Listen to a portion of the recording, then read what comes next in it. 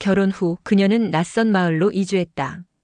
서울의 불빛은 멀리 사라지고 그 대신 들판과 논, 낡은 집이 그녀를 맞았다. 세상과 단절된 그곳에서 그녀는 하루하루를 숨쉬듯 살아갔다. 태고는 세상과 거리를 두려했지만 그의 과거는 늘 그들을 따라왔다. 밤마다 들려오는 낯선 전화벨 소리, 창밖을 스치는 그림자, 그리고 멀리서 들리는 자동차 시동음.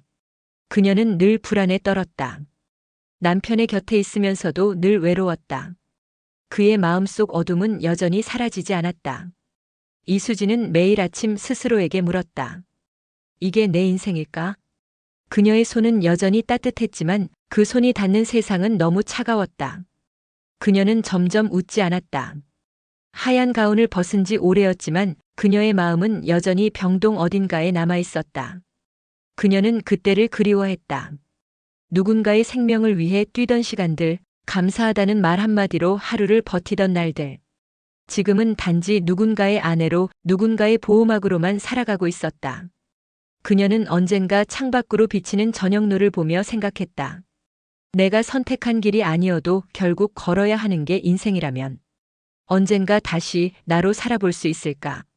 그녀는 그날 밤 잠들기 전 속삭였다. 그래도 아직은 끝이 아니야.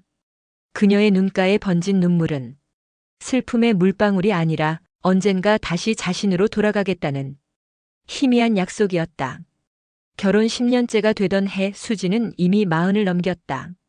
하얀 가운을 입고 일하던 병원의 불빛 대신 그녀의 하루는 굳은 손으로 시작됐다.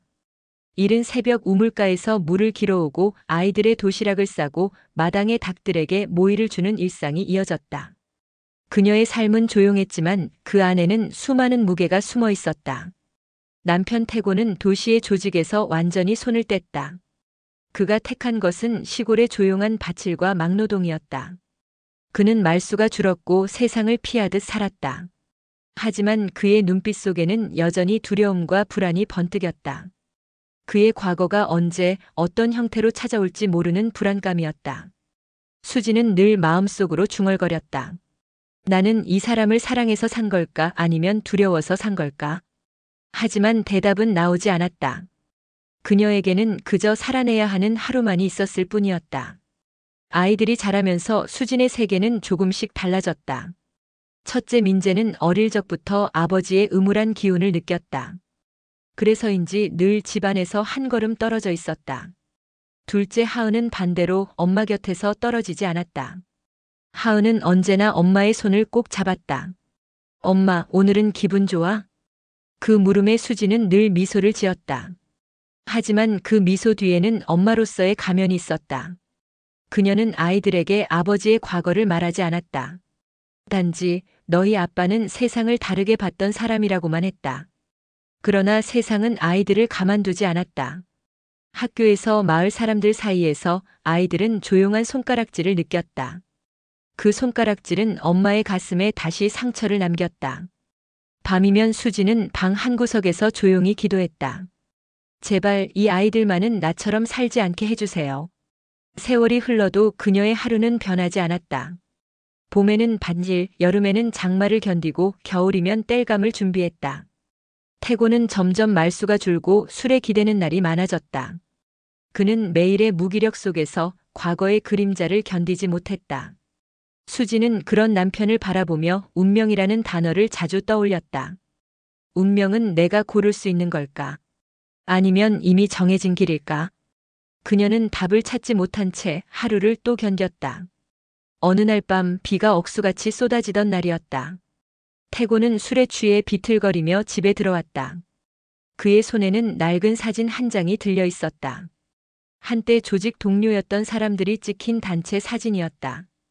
그는 사진을 바라보며 중얼거렸다. 저놈들도 다 편하게 산다는데 왜 나만? 그 말에 수지는 아무 대답도 하지 않았다. 그녀는 그저 젖은 옷을 닦아주며 그의 등을 쓸어내렸다. 그날 이후 그녀는 다짐했다. 이젠 이 사람의 인생이 아니라 내 인생을 살아야겠다. 아이들이 어느 정도 자라자 수지는 다시 병원 일을 찾았다. 시골의 작은 병원이었다. 그녀는 수십 년 만에 하얀 가운을 다시 입었다. 거울 속의 자신은 예전과 달랐다. 주름지고 손끝은 거칠었다. 하지만 그녀의 눈빛은 오히려 단단해져 있었다.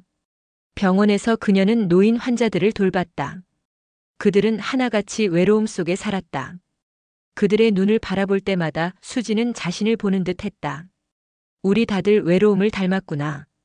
밤 근무가 끝난 새벽, 병원 창가에서 그녀는 늘 같은 곳을 바라봤다. 저 멀리 희미한 새벽빛. 그 빛을 보며 그녀는 마음속으로 되뇌었다. 이게 내 인생의 새벽이길. 세월은 흐르고 아이들은 성인이 되었다. 민재는 대학을 졸업하고 도시로 나갔다.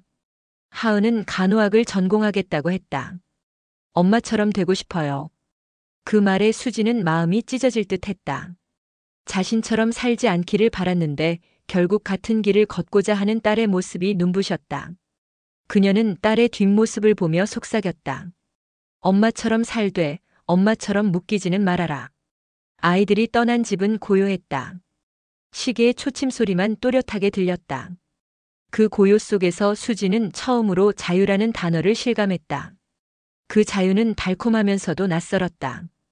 마치 오랜 감옥에서 막 풀려난 사람처럼 무엇을 해야 할지 몰랐다. 태고는 점점 병들었다. 오랜 세월의 무게, 술, 피로, 그리고 죄책감이 그의 몸을 무너뜨렸다.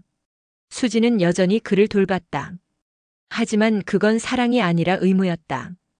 그녀는 그 사실을 인정하기까지 오랜 시간이 걸렸다.